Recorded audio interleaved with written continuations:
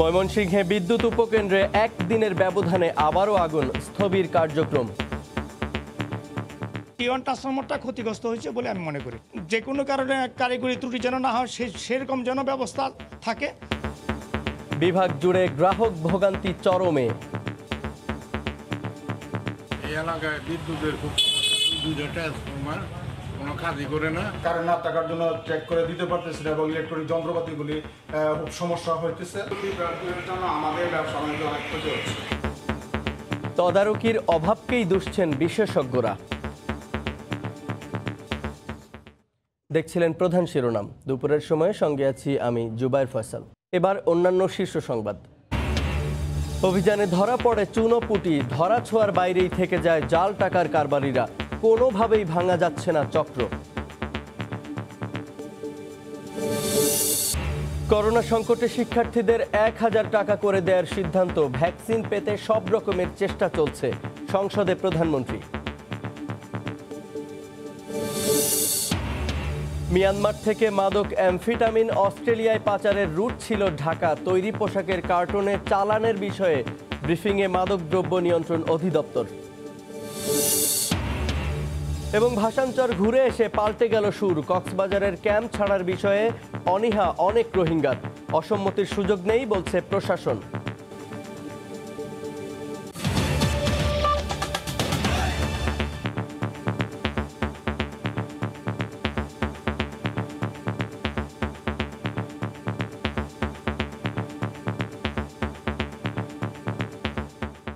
মাত্র একদিনের ব্যবধানে আবারও আগুনের ঘটনায় অচল ময়মনসিংহের কেওয়াটখালী পিজিসিবি উপকেন্দ্র। বিদ্যুৎ বিচ্ছিন্ন রয়েছে পুরো জেলা, এতে ভোগান্তিতে রয়েছেন বাসিন্দারা।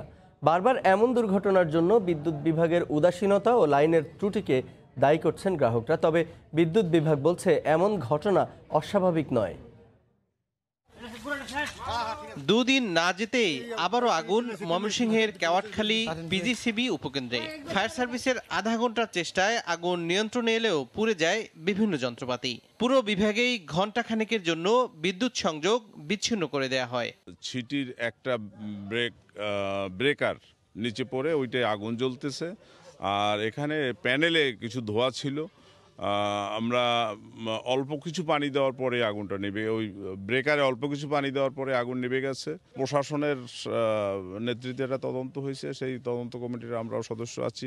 তদন্ত কাজ চলছে, হয়তো হইলে তদন্তটা শেষ হইলে এটা বলা যাবে। এখানে একটা টি1 ট্রান্সফরমার 80/120 এর যে ইনকামিং ব্রেকার, 33 বাসের ইনকামিং ব্রেকার এবং ট্রান্সফরমার আউটগোয়িং, এটা বাস্ট হয়ে গেছে। মঙ্গলবারও একই কেন্দ্রে অগ্নিকাণ্ডে ক্ষতিগ্রস্ত হয় জাতীয় গ্রিডের 33 কেভি সঞ্চালন লাইন, 132 কেভি ট্রান্সফরমার ও সুইচ বোর্ড সহ বিভিন্ন যন্ত্রপাতি। এতে প্রায় 20 ঘন্টা পর স্বাভাবিক হয় ময়মনসিংহ অঞ্চলের বিদ্যুৎ সংযোগ। বারবার আগুন লাগার পেছনে বিদ্যুৎ বিভাগের গাফিলতিকেই দুষছেন গ্রাহকরা।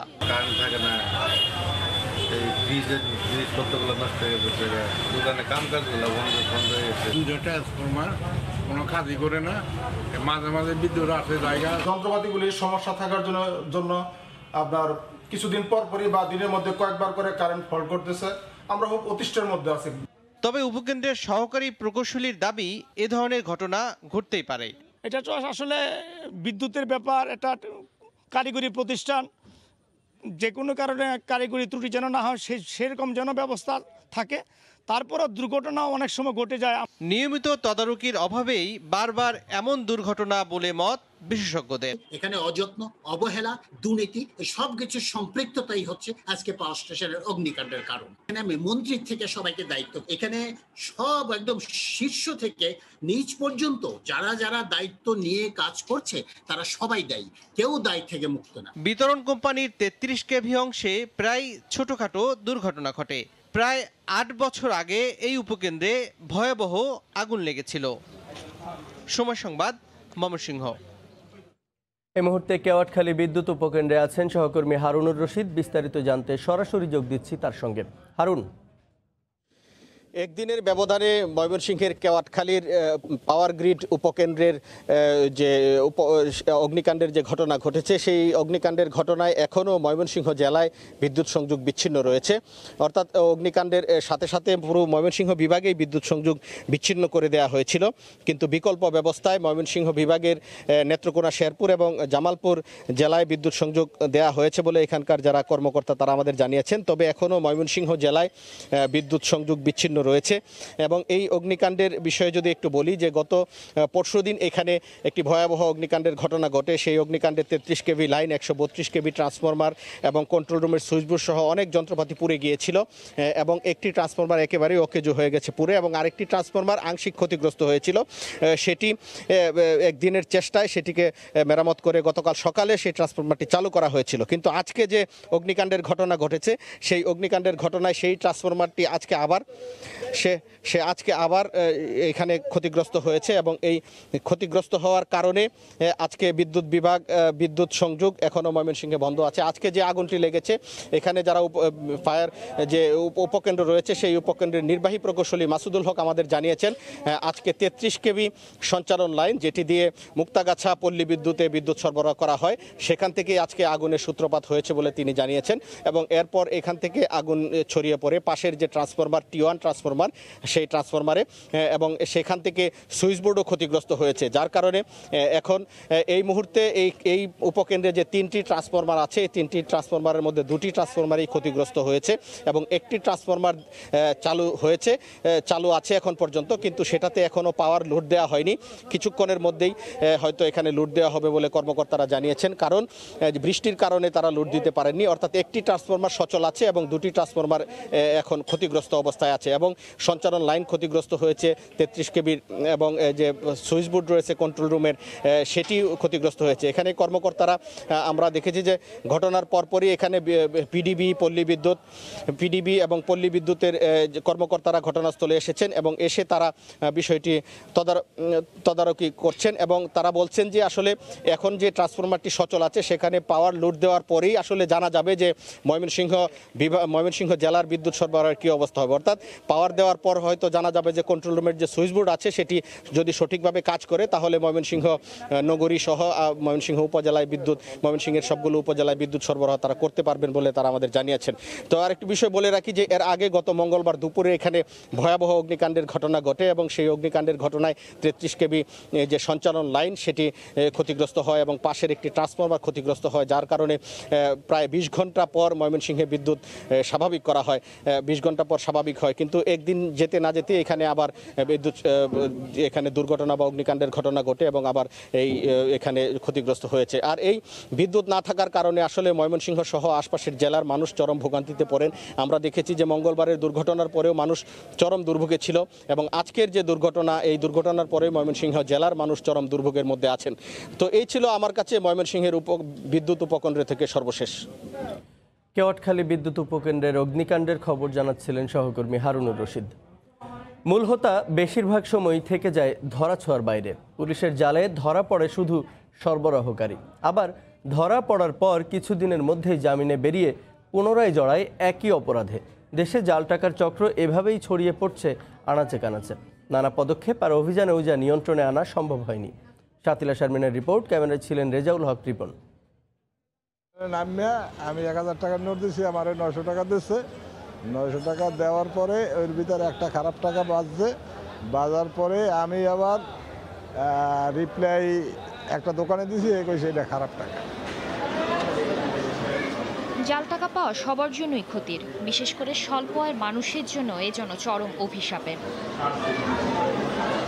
সবশেষ পরিসংখ্যানে বিভিন্ন সংস্থা চলতি বছরের প্রথম 6 মাস পর্যন্ত গত 18 মাসে 16,991টি জাল নোট ধ্বংস করেছে, যার পরিমাণ 1,41,55,750 টাকা।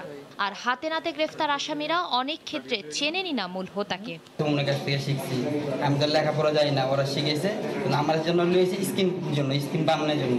100 পিস 10,000 টাকা আমি 1400 টাকা দিয়ে কিনবো, ছোট দোকানে গিয়ে আলু বা পেঁয়াজ বা এইসব কিছু আমি কিনে আমার বাসায় চলে যাই। সাধারণ মানুষের অসচেতনতাকে কাজে লাগিয়ে একটি চক্র যে কোনোভাবেই চেষ্টা করে যে সেটা শহরের হোক বা শহর থেকে একটু বাইরে হোক, কারখানা তৈরি করে নকল টাকা তৈরির যে ফাঁদটা পাতে এরপরে তারা ছড়িয়ে দিতে চেষ্টা করে, যেমন নগরের মধ্যে এবং নগরের প্রান্তেও।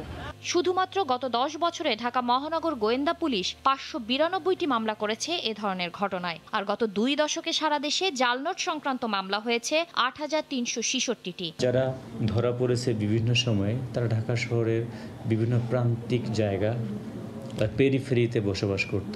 বিশেষজ্ঞদের মতে শুধু অভিযান চালিয়েই নিয়ন্ত্রণে আনা সম্ভব নয় অর্থনীতির এই মরণ ফাঁদকে। জাল টাকা চিহ্নিতকরণ, এইটার ব্যাপারে তদন্তকরণ, এটার ব্যাপারে বিচার যে পর্যায়ে আমরা আছি তার চেয়ে আরো অনেক বেশি বিনিয়োগ, সময় এবং মনোযোগ দেওয়া দরকার। সংশ্লিষ্ট সংস্থাগুলোর সমন্বয়, উন্নত প্রযুক্তির ব্যবহার এবং কঠোর আইনি প্রয়োগ পারে দেশের জাল টাকা তৈরির প্রবণতা রুখতে। শাতিলা শারমিন, সময় সংবাদ, ঢাকা। রাজধানীর উত্তরা থেকে আগারগাঁও পর্যন্ত পুরোদমে চলছে মেট্রো রেলের লাইন বসানো ও বিদ্যুৎ সঞ্চালনের কাজ। মাথা তুলে দাঁড়িয়েছে উত্তরা দক্ষিণ স্টেশন। করোনা সংকটে যখন বিভিন্ন প্রকল্পের মেয়াদ ও ব্যয় বেড়েছে, তখন নির্ধারিত সময়ে এই কাজ শেষ করার পাশাপাশি খরচও বাড়বে না বলে আশা মেট্রো কর্তৃপক্ষের। বাবুল হোসেনের ক্যামেরায় আজহার লিমনের রিপোর্ট। পেরিয়ে গেছে মধ্যরাত, চারপাশের শুনশান নীরবতা ভেঙে আগারগাঁওয়ের বঙ্গবন্ধু আন্তর্জাতিক সম্মেলন কেন্দ্র এলাকায় চলছে চলমান মেট্রো রেল প্রকল্পের দ্বিতীয় ধাপের কাজ। এখানে মেট্রো লাইনের পিয়ার হেড বসানো হচ্ছে। আগারগাঁও থেকে কারওয়ান বাজার পর্যন্ত 90টি খুঁটির উপর বসবে পিয়ার হেড। আগস্ট মাস পর্যন্ত যার 37টি বসানো হয়েছে। ডিজাইন অনুযায়ী সার্ভেটা পজিশনটা ঠিক আছে কিনা শাটারে, সেটা আমরা এখন চেক করতেছি সার্ভে করার মাধ্যমে। হার্ড কাজ যেমন শিফটিং এর কাজ, ভারী ভারী কাজ, যেগুলো দিনের বেলায় আমাদের ট্রাফিক থাকার কারণে কাজগুলো করতে পারি না, রাতের বেলায় ফ্রিলি আমরা রাস্তা বন্ধ করে দিলাম, রাস্তা বন্ধ করে কাজগুলো করলাম। দীর্ঘদিন আমাদের কাজ বন্ধ ছিল, তো এখন আমাদের গতি আল্লাহর রহমতে আগের মতোই চলতেছে। এই এলাকা বাদেও এ পর্বে পুরোদমে কাজ চলছে ঢাকা বিশ্ববিদ্যালয় এলাকা সহ 3টি পয়েন্টে। প্রকল্প সংশ্লিষ্টরা বলছেন, দ্বিতীয় ধাপে আগারগাঁও থেকে কারওয়ান বাজার ও কারওয়ান বাজার থেকে মতিঝিল অংশের কাজ প্রায় অর্ধেকই শেষ হয়ে গেছে। তবে মেট্রো প্রকল্পের অগ্রগতি সবচেয়ে বেশি দৃশ্যমান উত্তরা থেকে আগারগাঁও অংশে। এ অংশে 4 ভাগের 3 ভাগ কাজই শেষ। দৃশ্যমান 12 কিলোমিটারের মধ্যে প্রায় 11 কিলোমিটার উড়াল পথ। একযোগে চলছে 9টি স্টেশনের মধ্যে 6টি স্টেশন নির্মাণের কাজ। এক্সপেক্টেড ডেট হলো যে 5টা মেট্রো রেল আমাদের ডিসেম্বরের ভিতরে নির্মাণ কাজ সম্পন্ন করতে হবে। 8টা স্টেশনের ফ্যাব্রিকেশন ইতিমধ্যে সম্পন্ন হয়েছে এবং সেইগুলো এখন সংযোজন চলছে এবং একটার ফ্যাব্রিকেশন চলছে। এটাও আশা করি যে 1 মাসের ভিতর এটা শেষ হয়ে যাবে। করোনা শনাক্তের আগে চলতি বছরের ফেব্রুয়ারি থেকে মার্চ মাসে মেট্রো রেল প্রকল্পে কাজ হয়েছে প্রায় 3%, কিন্তু মার্চে কোভিড পরিস্থিতি শুরু হওয়ার পর কাজ হয়েছে গড়ে 1% করে। যদিও নির্ধারিত সময়ে 22,000 কোটি টাকা ব্যয়ের প্রকল্পের কাজ শেষ করার বিষয়ে আশাবাদী এই কর্মকর্তা। তাদের কথা হলো যে আমরা যেহেতু আগের অভিজ্ঞতা থেকে 6 মাস আমরা কাভার করেছি, এখনো আমি 6 মাস কাভার করতে পারবো, তার বেশি যদি হয় তাইলে আমাদের জন্য এটা বড় চ্যালেঞ্জ হিসেবে দেখা দেবে। সার্বিকভাবে অর্ধেক কাজ শেষ হয়েছে বলেও জানান এই কর্মকর্তা। আগে ছিল যেটি শুধুমাত্র নকশার পরিকল্পনা, সেটি এখন বাস্তবের কাঠামোয় দৃশ্যমান। মাথা তুলে দাঁড়িয়েছে মেট্রো রেলের উত্তরা দক্ষিণ স্টেশন। একই গতিতে চলছে বিদ্যুৎ সঞ্চালন এবং মেট্রো লাইন বসানোর কাজ। তাই জাপান থেকে কোচ আসা মাত্র মেট্রো চলাচল যে সময়ের ব্যাপার মাত্র, সেটি বলাই যায়। আজহার লিমন, সময় সংবাদ, ঢাকা। করোনার ভ্যাকসিন পেতে বিভিন্ন দেশের সঙ্গে যোগাযোগ করা হচ্ছে জানিয়ে প্রধানমন্ত্রী শেখ হাসিনা বলেছেন, মহামারী মোকাবিলায় ব্যাপক অর্থ খরচ করছে সরকার। অক্সফোর্ড ইউনিভার্সিটির ভ্যাকসিন মাঝপথে আটকে গেলেও হতাশার কিছু নেই বলেও জানান সরকার প্রধান। করোনার কারণে শিক্ষার্থীদের 1000 টাকা করে দেয়া হবে বলেও জানান প্রধানমন্ত্রী। যে কোনো আসলে সুনির্দিষ্ট চিকিৎসা ছিল না যে একটা চিকিৎসা দিয়ে আমরা ভালো করব, কিন্তু তারপরেও যেভাবে পেরেছি সেভাবে সহযোগিতা করেছে। আমরা কিন্তু টাকা পয়সা কোনো দিকে তাকাইনি, তাদের চিকিৎসা সেবা যাতে আমরা দিতে পারি সেইভাবে হাসপাতালের ব্যবস্থা, সিটের ব্যবস্থা এবং চিকিৎসার জন্য যা যা প্রয়োজন আমরা কিন্তু তা সংগ্রহ করা এবং সেই পরিমাণ দেওয়ার আমরা চেষ্টা করেছি। এটাকে নিয়ন্ত্রণের ব্যবস্থা করেছি। এর জন্য পানির মতো টাকা খরচ হয়েছে।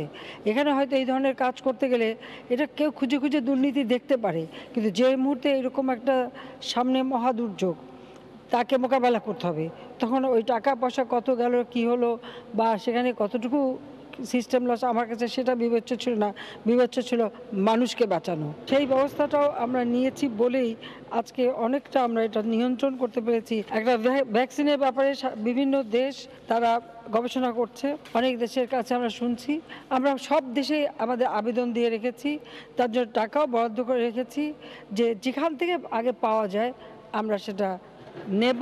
করোনা ভাইরাসের কারণে অনেকেই জীবন জীবিকা একটু যেহেতু বাধা পড়ে গেছে, সেজন্য আমরা সিদ্ধান্ত নিয়েছি যে আমাদের যারা শিক্ষার্থী তাদের প্রত্যেকে 1000 করে টাকা দেব, যাতে তারা কাপড় চোপড় বা টিফিন বক্স বা তাদের প্রয়োজনীয় জিনিস কিনতে পারে, সেই ব্যবস্থাটাও আমরা করব। মিয়ানমার থেকে অ্যামফিটামিন অস্ট্রেলিয়ায় পাচারের রুট হিসেবে ব্যবহার করা হচ্ছিল ঢাকাকে। তৈরি পোশাকের কার্টনে মাদকের চালান জব্দের বিষয়ে ব্রিফিংয়ে এ তথ্য জানায় মাদক দ্রব্য নিয়ন্ত্রণ অধিদপ্তর। সংবাদ সম্মেলনে কর্মকর্তারা আরও জানান কোন রুটে কিভাবে এটি দেশে ঢুকলো তা তদন্ত করে দ্রুত ব্যবস্থা নেওয়া হবে।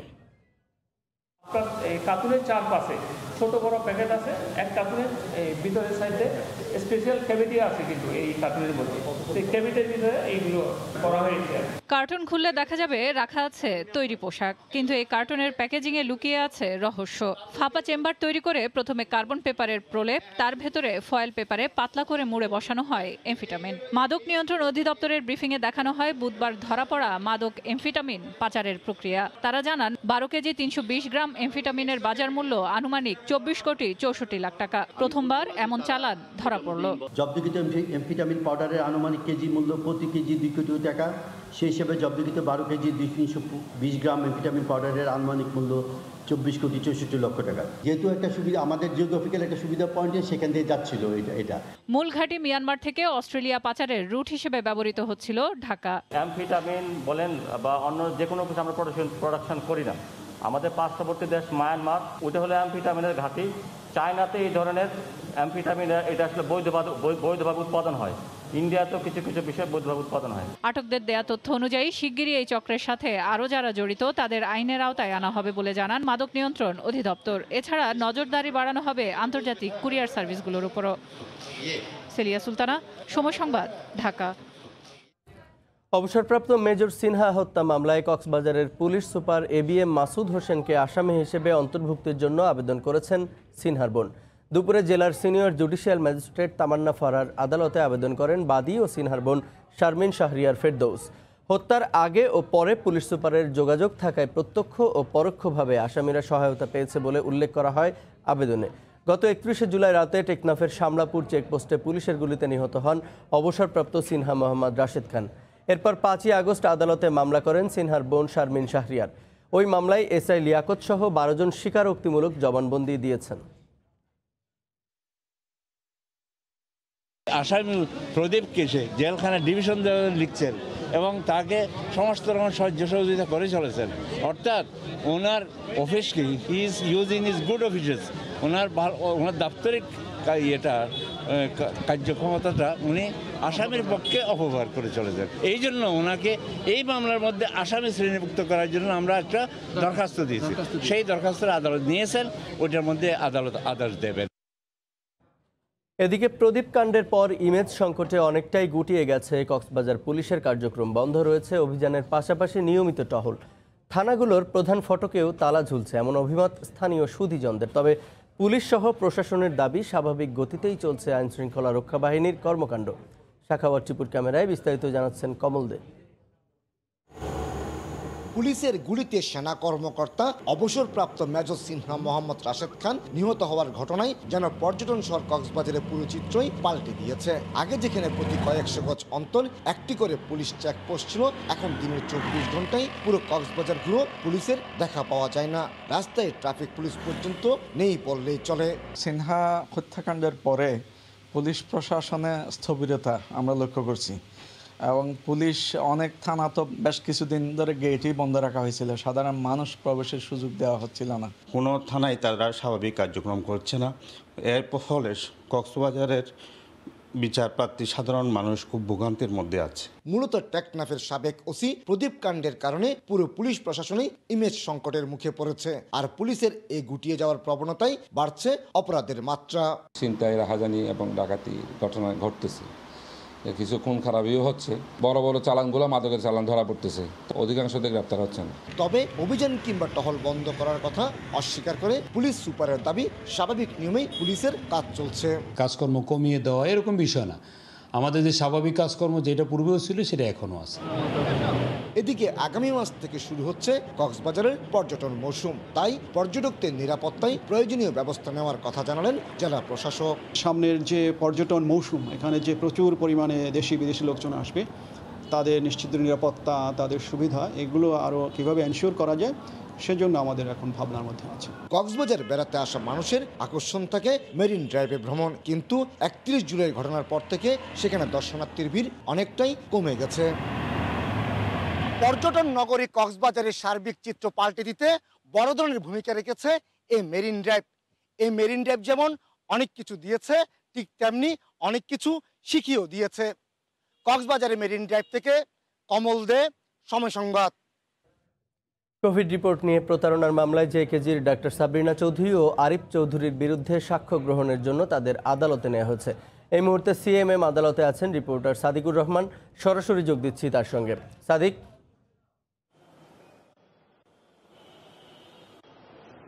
জেকেজি হেলথ কেয়ারের যে করোনার রিপোর্ট জালিয়াতির মামলা, সেই মামলায় আসলে যে প্রতিষ্ঠানটির চেয়ারম্যান ডাক্তার সাবরিনা আরিফ চৌধুরী এবং তার স্বামী আরিফুল হক চৌধুরীকে কিছুক্ষণ আগে এই আদালতের যে এজলাস কক্ষটি আছে সেখানে তোলা হয়েছে গারদ থানা থেকে। এই আসামিদেরকে মোট 8জন আসামিকে আনা হয়েছে এবং আজকে জানেন যে সাক্ষ্য গ্রহণের তৃতীয় কর্মদিবস সাক্ষ্য গ্রহণের।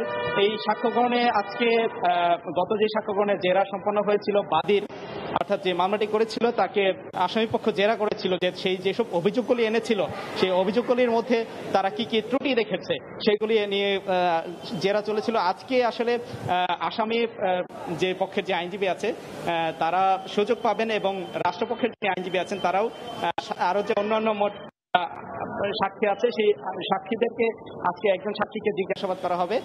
তো সেটা মধ্যে আসলে কি কি বিষয় আসে সেটা আমরা পরবর্তীতে জানাতে পারবো। তবে এইটুকু আমরা জানিয়ে রাখছি যে এই সাক্ষ্য গ্রহণ যে চলমান প্রক্রিয়া এটা আরো এই মাস নাগাদ, এই মাসের ভিতরেই শেষ হবে বলে এই রাষ্ট্রপক্ষের যিনি আইনজীবী আমাদেরকে জানিয়েছেন এবং খুব দ্রুতই তারা চাচ্ছেন যে এই সাক্ষ্য গ্রহণ শেষ হয়ে যে গুরুত্বপূর্ণ মামলাটি, যে এত মানুষকে যে করোনার রিপোর্ট দিয়ে হাজার হাজার মানুষের বিরুদ্ধে যে তাদের জীবনকে ঝুঁকির মধ্যে ফেলে দিয়েছে, এই মামলাটিকে তারা নিষ্পত্তি করার জন্য খুব দৃঢ়ভাবে তারা চেষ্টা করে যাচ্ছে এবং এটা তারা আসামিদের বিরুদ্ধে এই যে অভিযোগগুলি আছে এটা প্রমাণ করতে সক্ষম হবে বলে তারা জানিয়েছেন। তো এটা সাক্ষ্য গ্রহণের পরবর্তীতে আমরা জানাতে পারবো যে আজকের কার্যক্রম কি ছিল। এই ছিল এখন থেকে সর্বশেষ তথ্য। মুখ্য মহানগর হাকিমের আদালত থেকে জেকেজি মামলার সবশেষ খবর জানাচ্ছিলেন সহকর্মী সাদিকুর রহমান।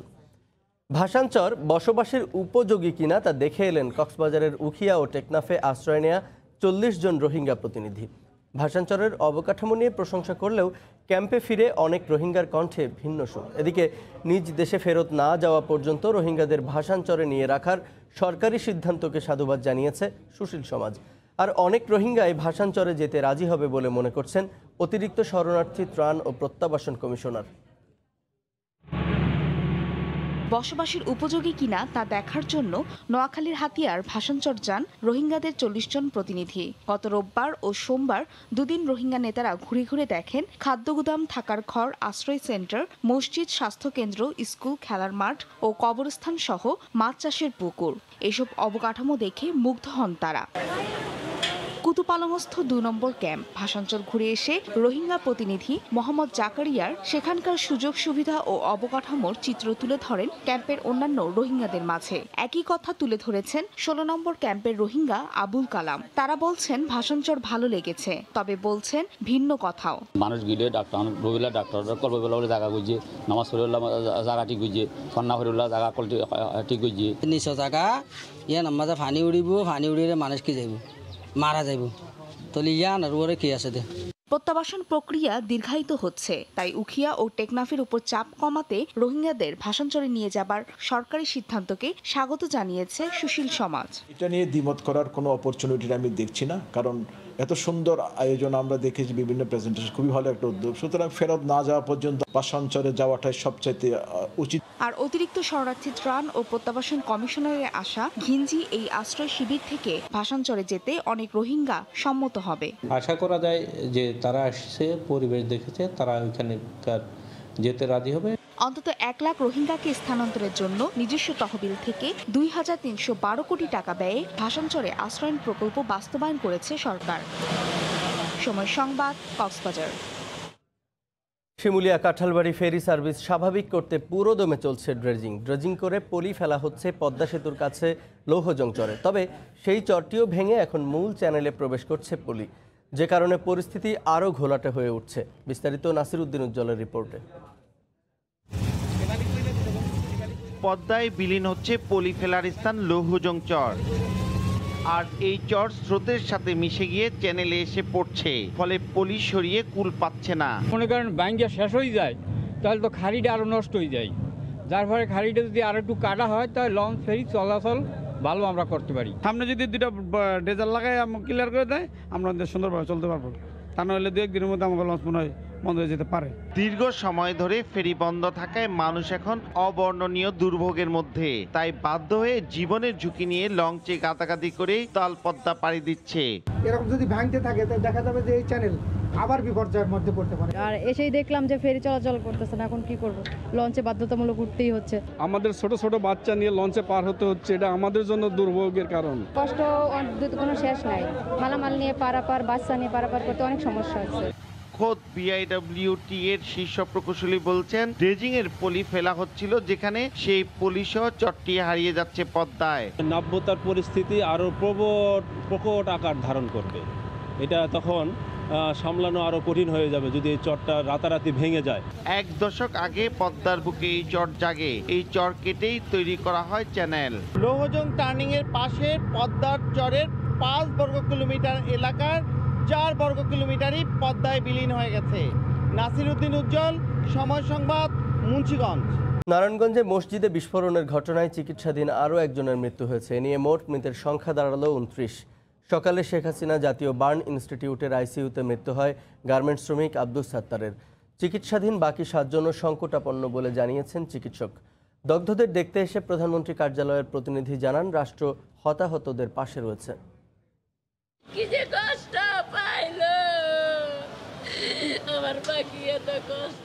ক্ষতবিক্ষত পোড়া শরীর থেকে বেরিয়ে গেছে প্রিয়তম স্বামীর প্রাণ। সে খবর শুনে বুক ফাটা আর্তনাদ আর গগন বিদারী কান্নায় ভেঙে পড়েন স্ত্রী।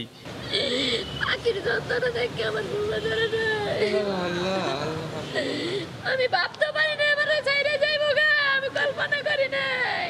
6 দিন ধরে আইসিইউতে বাঁচার জন্য বারবার আকুতি জানিয়েছিলেন স্বামী আব্দুস সাত্তার, কিন্তু কিছুই করতে না পারার বেদনা বারবার উঠে আসছিল স্ত্রীর আহাজারিতে।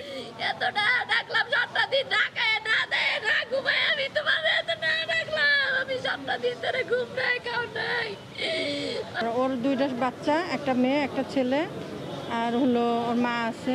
ছেলেটা ম্যাট্রিক পরীক্ষা দিয়ে এখন ভর্তি হবে, আর মেয়েটা তো পড়তেছে, মেয়েটা ছোট। এখন আপনারা বিবেচনা করেন যে কিভাবে কি করবে। নারায়ণগঞ্জে বিস্ফোরণের ঘটনায় আইসিইউতে এখনও যারা চিকিৎসাধীন তারাও সবাই মৃত্যু ঝুঁকিতে আছেন বলে জানিয়েছেন শেখ হাসিনা বার্ন ইনস্টিটিউটের সমন্বয়ক। দগ্ধদের চিকিৎসার খোঁজ খবর নিতে এসে প্রধানমন্ত্রী কার্যালয়ের প্রতিনিধি জানান, রাষ্ট্রের সর্বোচ্চ পর্যায় থেকে সব তদারকি করা হচ্ছে। তারা আমি বলছি যে ক্রিটিক্যাল সবসময় যেহেতু শ্বাসনালী পড়ে গেছে, এবং আমার মনে হয় বাংলাদেশের প্রাইভেট সেক্টরে এত ভালো ওয়েল ইকুইপড আইসিইউ কোথাও নাই। সুতরাং চিকিৎসার সর্বাত্মক চেষ্টা চালাচ্ছে। প্রধানমন্ত্রী চিকিৎসার বিষয়টা সম্পূর্ণ দেখভাল করছেন শুরু থেকেই। আমার মেসেজটা হচ্ছে যে আসলে আমাদের সার্ভিসটা ঠিকমতো আছে কিনা খোঁজ খবরটা নেওয়া সমস্ত দায়িত্ব সরকারের, এটা প্রথম দিন থেকে একদম শুরু থেকে। বিস্ফোরণে নিহত ও দগ্ধদের সর্বোচ্চ আর্থিক ক্ষতিপূরণ দেওয়া হবে বলেও জানানো হয়। মাহমুদ রাকিব, সময় সংবাদ, ঢাকা। অনলাইনে গছিয়ে দেয়া হচ্ছে মেয়াদোত্তীর্ণ নকল ও মানহীন প্রসাধনী। গ্রাহকদের ঠকানোর অভিযোগে বেশ কয়েকটি অনলাইন শপে অভিযান চালিয়েছে বিএসটিআইয়ের ভ্রাম্যমাণ আদালত। এ সময় 2টি প্রতিষ্ঠানকে 1.5 লাখ টাকা জরিমানা করা হয়। দুপুরে রাজধানীর মিরপুরের কয়েকটি অনলাইন শপে অভিযান চালানো হয়। বিএসটিআইয়ের নির্বাহী ম্যাজিস্ট্রেট রাশিদা আক্তারের নেতৃত্বে পরিচালিত এই অভিযানে নিউ শপ বিডি নামে একটি প্রতিষ্ঠানকে 1 লাখ টাকা জরিমানা করা হয়। নির্বাহী ম্যাজিস্ট্রেট জানান, এছাড়া কনজিউমার সুপার শপ নামে আরও একটি অনলাইন শপেও অভিযান চালায় বিএসটিআই। এ সময় বিপুল পরিমাণ মানহীন ও ভেজাল শ্যাম্পু সহ প্রসাধনী জব্দ করা হয়।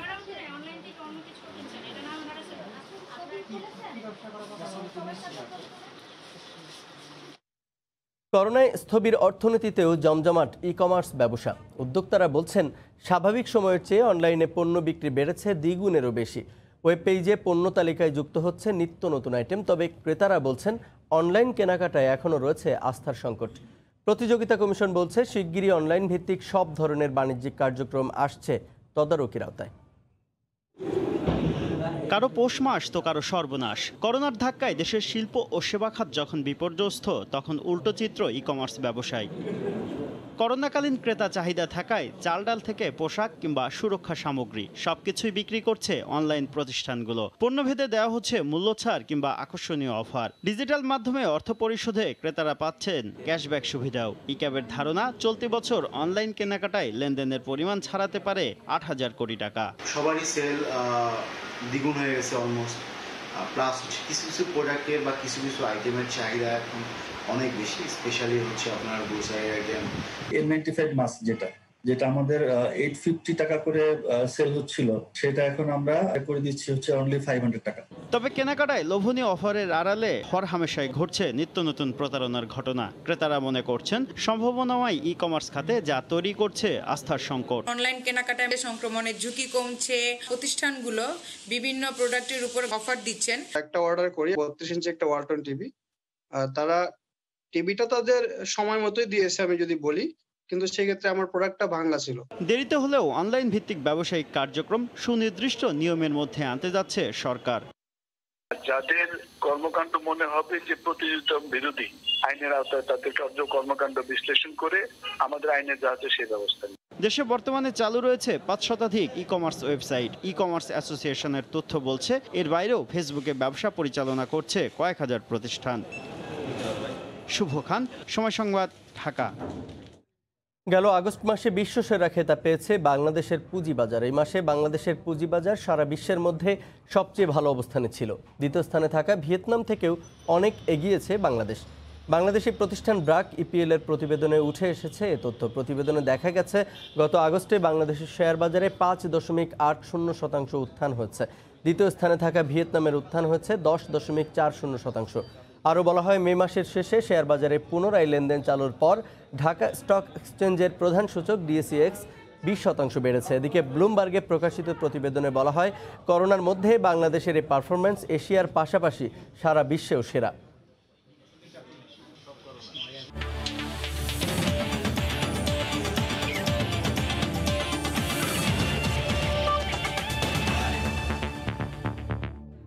মিরপুরে নিয়মিত অনুশীলন আজও অংশ নিয়েছেন মুশফিক মাহমুদুল্লাহ ও তামিম ইকবাল। বিসিবির নির্ধারিত সূচি অনুযায়ী সকালে অনুশীলন করেছেন মাহমুদুল্লাহ রিয়াদ।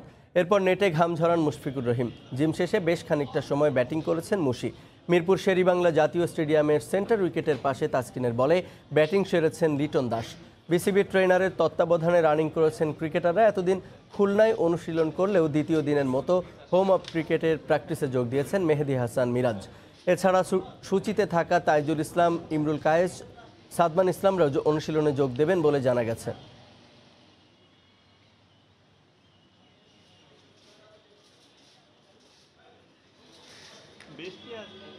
এ পর্যায়ে শীর্ষ সংবাদগুলো জানিয়ে দিচ্ছি আরেকবার। ময়মনসিংহে বিদ্যুৎ উপকেন্দ্রে একদিনের ব্যবধানে আবারও আগুন। স্থবির কার্যক্রম, বিভাগ জুড়ে গ্রাহক ভোগান্তি চরমে।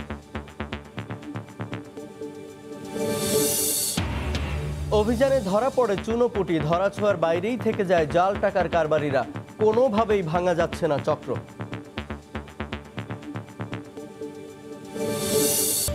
এই ছিল দুপুরের সময়। সঙ্গে থাকুন সময়ের।